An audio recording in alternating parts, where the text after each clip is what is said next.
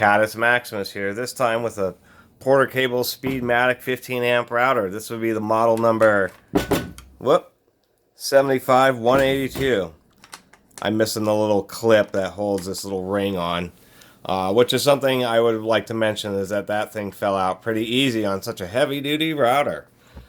Besides that issue, this router is excellent. If you're going to have an adjustable base router, this is probably the way to go. Another issue is the way the little pegs or some aspect inside the base does scrape up the router motor.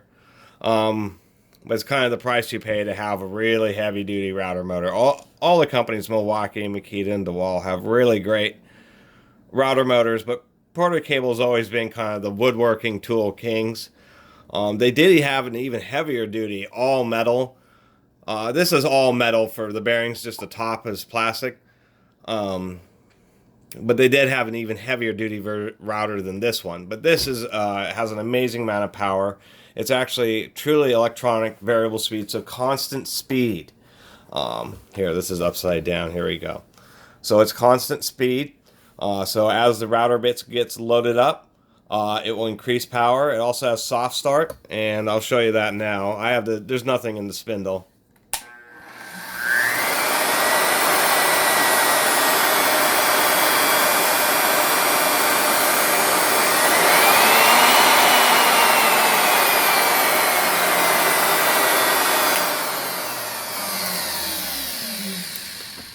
It has a heavy-duty thumb screw that's a through bolt, so if it strips out, you can easily replace it and it's not damaging the router base. There are provisions for using a guide plate and guide rods. Other than that, this is pretty much an institution, the SpeedMatic routers, as far as a general variable speed router. One nice thing about variable speed routers is you don't have to run them at full power, the 21,000 RPM for this half-inch router. You can run them at lower speeds. They run a little cooler, and when they have the constant torque, they're real easy to use. They're less noisy, and the bearings last a lot longer when they're not running at absolute top speed. If you're running large diameter router bits or running router bits through various materials, then you're able to adjust the speed of the router to meet your bit and materials that you're cutting.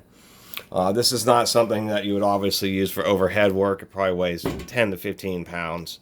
It's really a pretty heavy router. There's the base. It has a heavy-duty base. This is just a stock base plate. Tons of airflow. At full speed, it's pretty darn loud. There's no question about that. But with 15 amps of power, I would say that they could have put on a heavier gauge cord. It is a 14 gauge cord, so I suppose that's okay. But the strain relief here is actually pretty cheesy because it doesn't really do a whole lot. So I would probably find some kind of soft strain relief to upgrade that with, or put a couple layers of heat shrink tubing on the cord, because I've had issues with this cord before on that tight. Fitting right there with the cord fatiguing.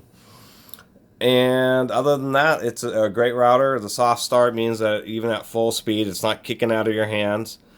And really has all the power that you can need. It can run huge molding bits that are inches tall. Really, so if you guys ever see one of these at a pawn shop or something like that, definitely pick it up. It would be a router that would do anything you need it to do. Anyway, thanks for watching. Feel free to subscribe or give a thumbs up.